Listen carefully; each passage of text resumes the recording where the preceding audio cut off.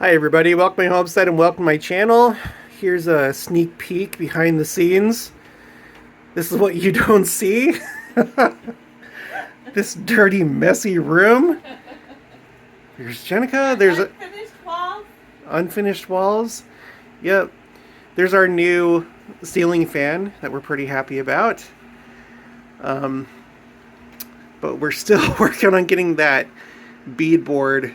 That red, gross red. Yeah, to put it over that nasty, felty feeling red stuff over there. That get the fireplace painted. Yeah, get the fireplace painted. This whole place is it's a work in progress. And ding dongs. What? That's not going to help me lose weight. But guess what? I'm not feeling good today, and that's why I'm doing this kind of a video again. So Jenica and the girls, and now me, we've all come down with like the same thing, and she took them to the doctor here in town, and they said that we have the GI bug, and Jenica didn't get much more details than that, but basically it's like a stomach type. I don't want to say it's a flu. I don't know if it's a flu, but, and I think the GI stands for gastrointestinal. But it's like, I can do this, you know. What I want to do is just throw some garbage away this evening with you guys and keep cleaning up my garage and talk about a few things. But this is easier to do than sitting at the computer and researching. Like, I feel like, I don't know. Does that make sense? It's like that's like harder on my system because it just, sometimes it gets kind of intense, and it just, this is more relaxing. So first of all, let's ask Jenica about, oh man, these Christmas lights. These were up. The girls put them, oh my gosh, they're wrapped all the way around that branch right there. Okay, that's gonna have to be for another time. Anyway, oh, and by the way, you guys noticed my cough? My cough is gone. It turns out that the right answer was my hydroxyzine, which is an anxiety medication, but it's also an antihistamine, and then that nasal spray that I got when I went for my yearly exam at the VA. And now I don't have that cough anymore. I had tried apple cider vinegar, but that didn't really work. But thank you for suggesting that, because maybe it would have worked under a different set of circumstances. But this was not it. So it's such a mess in here. I promise you, there was a time not too recently, or not too long ago, where this was looking a lot better, but it since became just like a dumping area when we just didn't want stuff outside. But we got to fix it.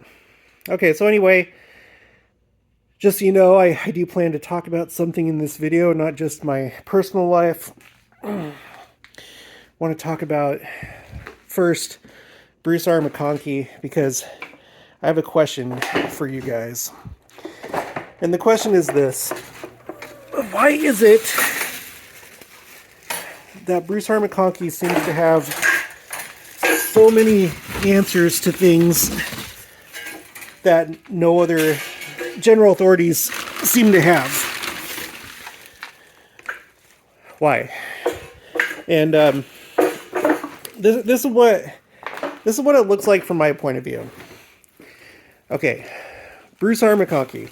I know that he was kind of like a scholarly type, right?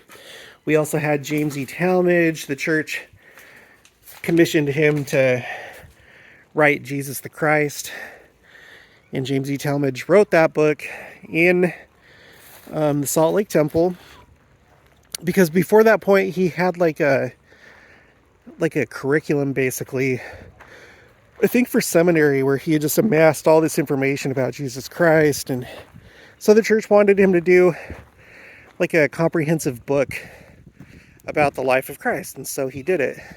He also wrote articles of faith, right? So I get that the church would have wanted to like utilize people's research and talents and stuff. And now, in the case of James E. Talmage, Jesus the Christ is up on the church website for you to read for free. And articles of faith, like when I went on my mission, we were given a bunch of different books. They were part of like a standard set for missionaries. And it had Jesus the Christ, it had articles of faith, and I can't remember, but I think there were a couple other books as well. Okay, that makes sense.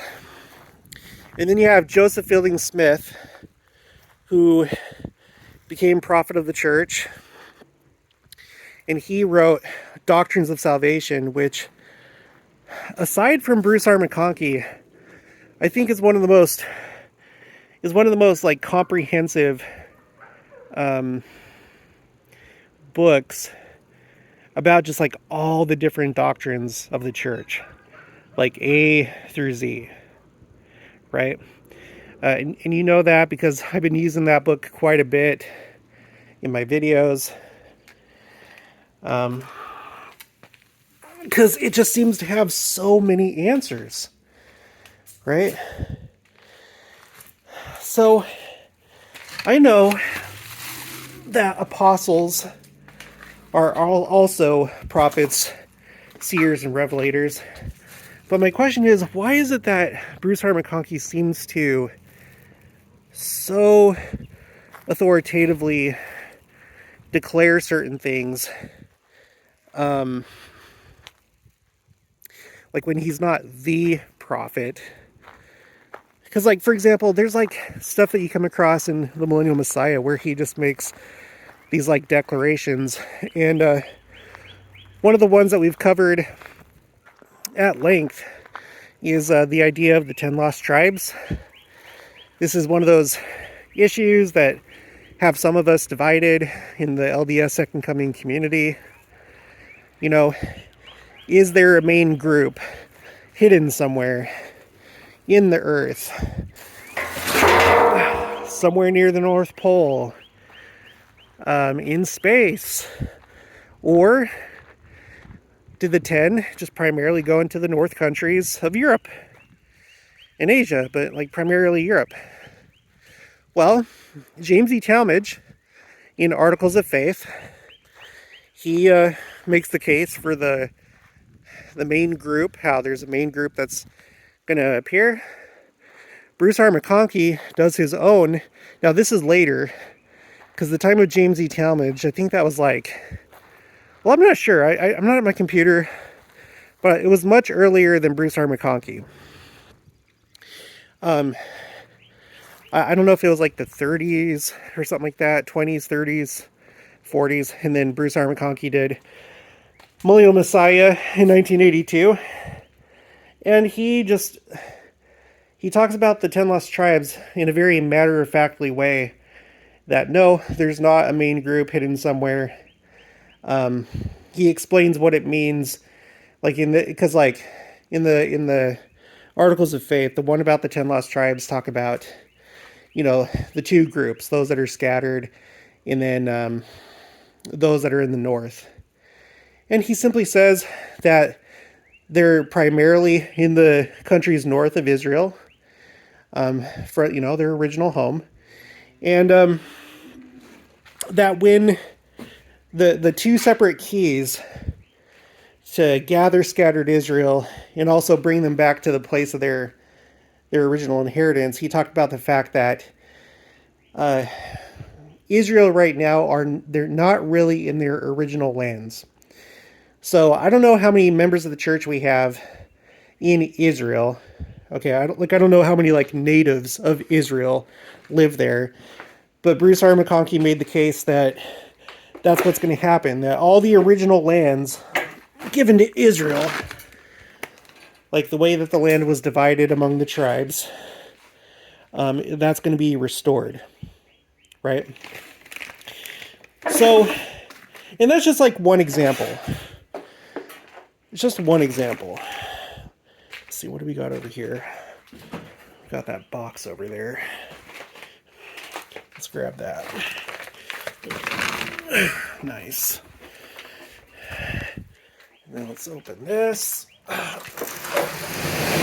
Oh gosh. One part of this GI bug is, part of it's like nausea and stuff like that. But the other part is just like being sore and weak. And so opening that just now kind of did a little number on me. And what the heck is going on here?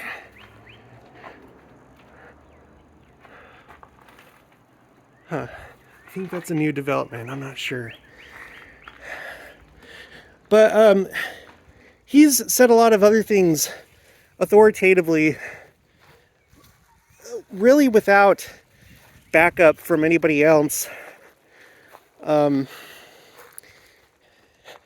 some cases, almost like not even from the scriptures. I'm not sure. So I don't know if like there's times where he just kind of like, with all of his knowledge, he assumes that certain things are correct. Now, I will say this. When it comes to Bruce R. McConkie, he is viewed as like an authority on different issues. You know, you'll find him all throughout the seminary and institute manuals being cited all the time from his books, Millennium, Messiah, Mormon Doctrine, the New Testament, what's it called? I think it's called Doctrinal New Testament Commentary, where he basically goes through the entire New Testament and comments on it verse by verse. That's where we find where he talks about the fact that Christ will know when he's coming, because there's a lot of people that the way that they read the scriptures are like, no, not even Christ himself not even Christ himself knows when he's coming, right? That's based on that one scripture. But in a Joseph Smith translation, it changes it in such a way that, no, yeah, he does know, and he is going to know when he's going to come for the second coming, which makes complete sense to me. But anyway, dang, I wish I had some specific examples more in mind, but I feel like there's been a number of times where he's just like made these authoritative statements, and I've been like, well, where do you get that from though? And you've heard me, if you've been watching the channel for a while, you've heard me. So what I don't know is he basing it off of his own knowledge? In the book, Millennium, Messiah, he talks about the fact that it's okay to speculate and wonder as long as you label your thoughts as such. It's like, oh, I think this could be true, but, I'm just speculating, and there's nothing wrong with that. But there's other times, like I said, that he just like says things and he doesn't say that he's speculating. Now, let's go back to the 10 lost tribes. I put together a spreadsheet where I've collected every single... Dang it. Come on, please. I'll have to get that sometime when my gloves aren't on.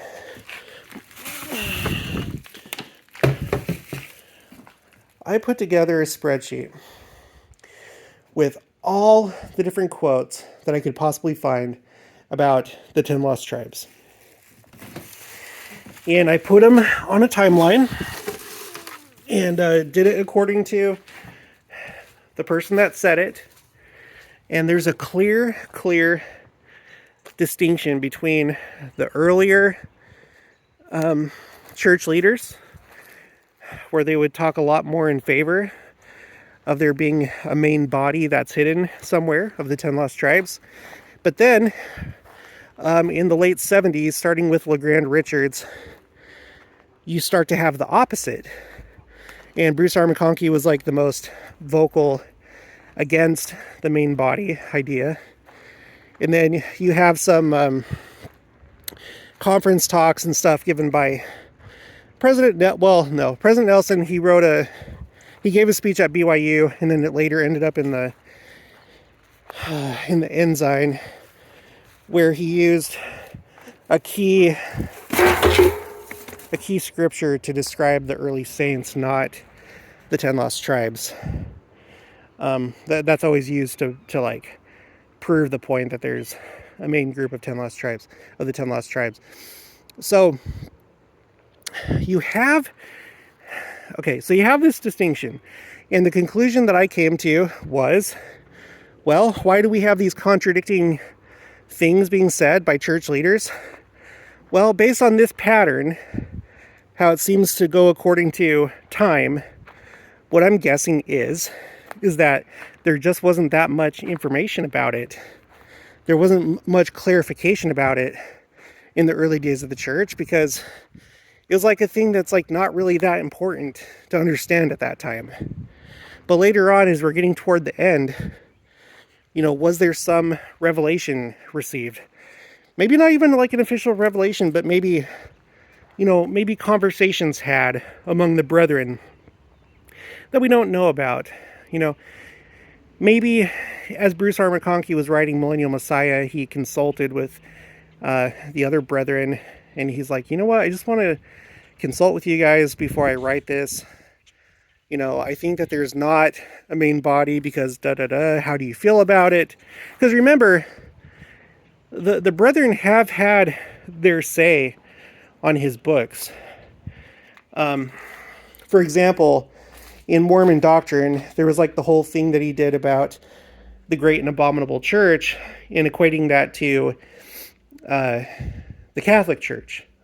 And then in a later edition, he was asked to revise that, because the church's official stance is that the great and abominable church just refers to any church that all churches and beliefs and stuff like that don't belong to the true church, right? So as far as I know, he wasn't asked to revise anything out of Millennial Messiah, and that remained. And everyone else seems to be in agreement when it comes to the 10 lost tribes. Now, I asked in a video, those of you that believe that there's a main group, why do you believe that when it's pretty clear? When I put it all here on this table, in this timeline, it seems pretty clear that that's no longer believed. And one answer that I got from somebody was like, well, actually, we have like the reverse view from what you do, that the further back you go to the earlier teachings of the church, the more inspired and the more true things were back then. And that kind of blew me away, because I knew that was not right. And I'm not meaning to offend anybody if you're listening, if you're the one that said that. But I want to point out that in this last conference, I can't remember if it was Elder Haney, but he actually addressed that. It was the one that gave the talk about following the prophet. And that was a point that he brought up. He was like, no, some people think that gospel truths, the longer they're around, the more true they are, or they like trump other truths. And that's not true. He specifically said that. I think we're going to have all the like gardening and yard tools in this shed. This was our old chicken coop before we moved the chickens back. But I'll have to talk to Jenica, but I'm pretty sure that this is probably going to be the best place for the gardening stuff. And then here's the backyard. Well, one of the backyards. Sorry, let me just do a little tangent. Remember, we got this place for only $115,000. The house is on the smaller side. It's a little over 1,400 square feet, but it's perfect for my family of 5. Okay, we all have enough room. But we have these 2 acres, including this fenced off yard. And then if we were to have a dog, we have this like fenced off dog run right there. And then back there is the shed that I talk about every now and again, which is just so awesome. It's a place that the cows can go when they need to get out of the rain or snow or whatever. And then a fully fenced pasture. And then we have this entire garage right here that has 2 workshops. So you have like the 2 areas for cars, which is cluttered with garbage right now. But in the back, I'll show you. In the back over there, you have a big old workshop or whatever you want to use that room for. Right now we're just kind of using it as like a storage room, but it has all sorts of like outlets and stuff. There's a like an air conditioner heater back there. And then over there, you guys have already been in the chicken coop, but we're using that second workshop as a chicken coop. All this is for $115,000. Like, if we were to have something like this in Utah or like Arizona, it'd probably be like, $800,000 or something ridiculous like that. Okay, so anyway, so all I'm trying to say is if like you're thinking about possibly moving to the Midwest where you can find amazing deals like this, you know, maybe think about it. Think about everything that you can get. We have a stream on our property, and we're paying way less than you typically would if you were renting an apartment. I think about people, and maybe there's some of you living in apartments. We're paying less than if we were living in an apartment. So I know everybody's circumstances are different. The reason why we were able to move out here is because I work from home. It started with graphic design, but now it's YouTube. Well, it's both. I do both, but primarily YouTube now. So if you're thinking about it, if you want more space, consider the Midwest. Consider Kansas. Consider Missouri, Arkansas. Even in Texas, when we were looking, there were some good properties where you really got your bang for your buck. It's amazing. It's like when we started looking at homes out here, I was like, is this for real? Are you kidding me? Because there's so many properties just like this with so much land and so many outbuildings and stuff like that. It's just like, it's really a different world, real estate wise, here in the Midwest compared to out west. And then we, in Arizona, when we were driving around Buckeye, and which is like kind of a more rural, kind of like suburb of Phoenix in the Southwest Valley, we'd see homes that would have like these post lights, and we just got like a bunch of Walmart solar lights and just put them all around the property, and it looks amazing. It's so awesome. Look at it. I love it. Anyway, I'm not trying to brag. I'm just trying to bring maybe some of you hope if you're looking to leave the city. I have that cool airplane right there. I have a basketball hoop. The property came with that thing for hay bales right there, that like square hay bale holder. Okay, well anyway. So the earlier teachings of the church do not get more and more valuable over time. Okay, that was addressed in this last conference. In fact, things that are said more recently, that's going to have more value because it builds on top of everything that's already been said and taught and revealed. And the Lord works line upon line, precept upon precept. So that's the correct order of things. That's why we need to listen to the prophet and what he reveals. And if anything contradicts like that, like the 10 lost tribes, it's simply a matter, I think it's one of a couple things. Okay, we're going to throw this away too. The guy that owned this home before, he had so much stuff that was just like left over. We have so much like lumber and pipes and hoses and stuff like that, but we don't need all that. So anyway, dang, I forgot what I was going to say. So anyway, that's the correct way. Oh yeah, okay, I was going to talk about if there's contradictions between past teachings and new teachings. The way that I see it is, one, it's because more revelation has been received, and now there's clarification on something that may have been kind of murky before, or people were just doing the best that they could with what they understood at the time. Or two, the Lord has seen fit to change something with the church, do something in a new way. And this is something that always gives people trouble.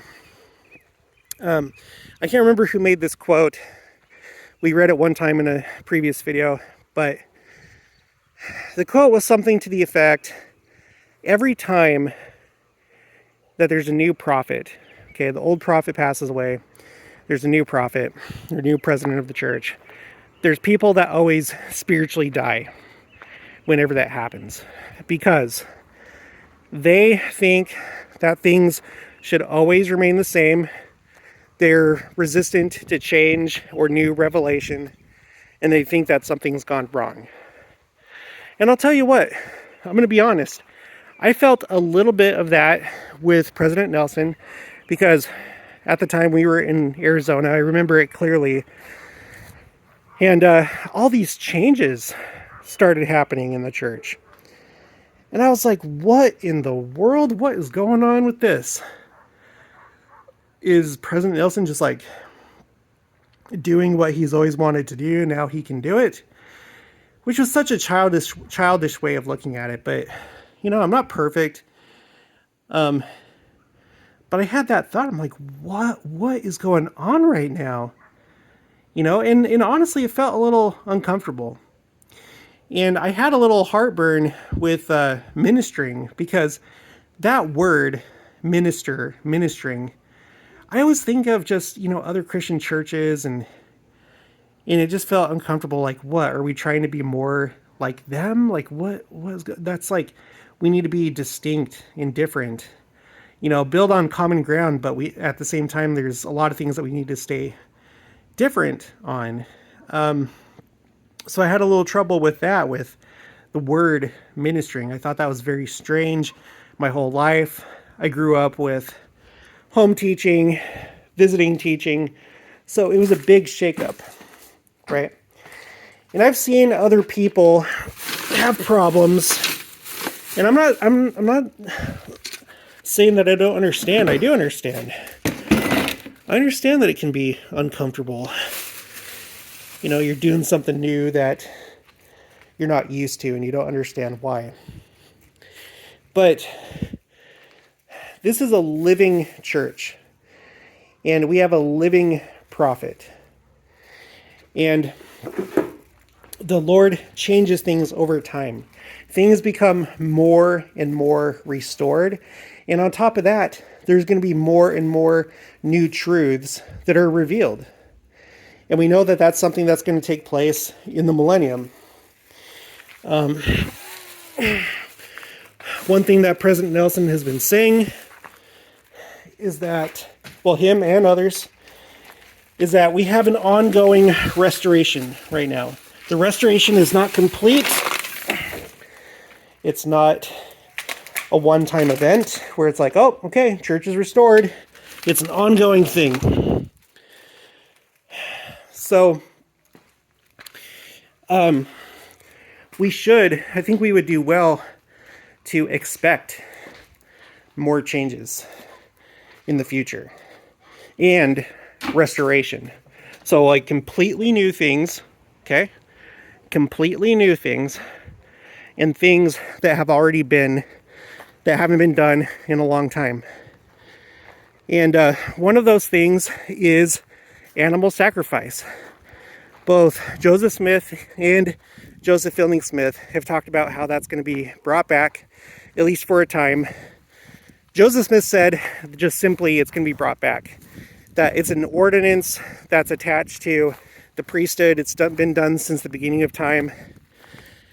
And I know what you're going to say. Some of you that haven't seen that video, you're going to be like, well, wasn't sacrifice just supposed to point to Christ?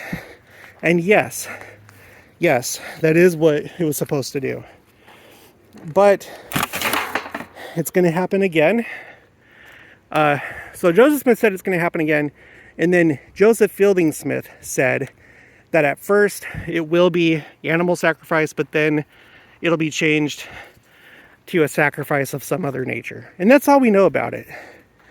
And I looked into the whole thing about the sons of Levi once again giving a thing. I can't remember how it's worded. Basically a pure sacrifice, a clean sacrifice once again to the Lord. And there's a lot of people that interpret that to mean that that's what's going on right now. You know, we go to the temple, and so no, that's not what that means. It actually means the actual sons of Levi from the tribe of Levi doing animal sacrifices. I'm not kidding you. Just search my channel. I'll show you where that came from. I don't just like make things up. I research. I find authoritative sources. So, and then another interesting thing that Bruce R. McConkie said, I believe in Millennium Messiah, was that he said that we can expect new doctrine to be revealed in the millennium. Right? Right now, we're living in a fallen celestial condition. And there's only so much, really, I think, that we can do right now in this kind of setting. But when we phase up, okay, when we move on up to the next phase, I think we're going to be ready for more. For a lot more. Oh no. Yeah, of course. Of course. And I think I know who did that, but she will remain nameless. But I won't ground her. It's okay. So, new doctrines. And you can expect, I think, progression and new truths throughout all of eternity. It's a progression. We're learning more and more and more and more. I would expect, if you were to fast forward to the end of the millennium, I would expect that you would have like almost no idea what's going on. Of course, there would be things that you would recognize. But just like how if you brought someone from Old Testament times, if you brought Nephites to our meeting houses, I don't think that they would fully recognize it right away, except for the Spirit, of course. They would feel the Spirit. If they were taught English, they would understand what we're talking about, but it would be very different from what they were used to in their weekly observances and so forth. They would recognize the sacrament. Like if you brought a Nephite from after Christ came, of course they would recognize the sacrament, but I think there's just so many things that they wouldn't maybe recognize or would be new to them. And then the same with us as we go into the millennium. So for example, critics of the church will like talk about the word of wisdom, and they'll be like, oh, in the Book of Mormon, it talks about the Nephites and them having wine and them giving wine to the Lamanites to make them drunk so they could escape the city. Well, are you aware, or is anybody else aware of any time that the word of wisdom has been revealed except for to the prophet Joseph Smith. This is something I can look into, but my understanding is back then, yeah, they had wine. Alcoholic, fermented wine, and probably the same in, in the old world as well. And it's just because the word of wisdom had not been revealed yet, right? What other things might be, oh gosh, gotta rest for a second. What other things might be revealed in the millennium that are higher and holier laws and concepts and doctrines? You know, I think we should all be prepared for that. So, I think this is going to be good for today.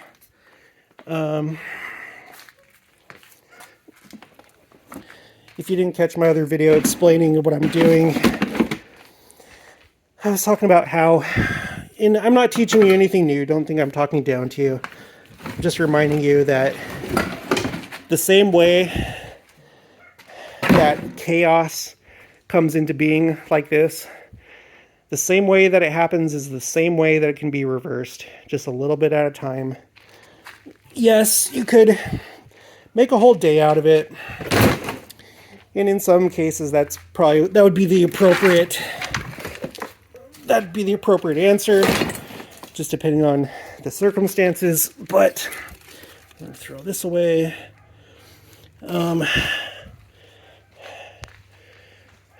But this is another great way to do things. Clean as you go. And just undo it. And just don't add. Stop adding to the chaos. Don't be lazy like what we've been. What? Who said that? I don't know if you guys heard that cat do that. But anyway, just don't add to the chaos. That's one thing that helps. Just throw things away right away, or put things in their proper place right away once you're done using it. And then whatever does end up becoming garbage and litter, just do it little by little, and you'll reverse it. And I've already come a long way with the garage. You just have to be here in person. But since the time that I started, there has been some pretty good progress.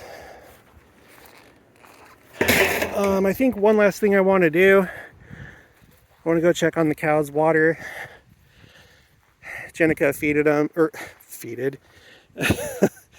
Jenica fed them earlier today.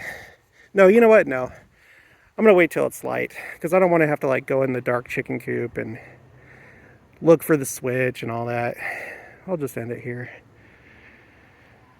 Me and her, we took a nap. Got, it helped refresh us a bit. Now we're going to do a little drive.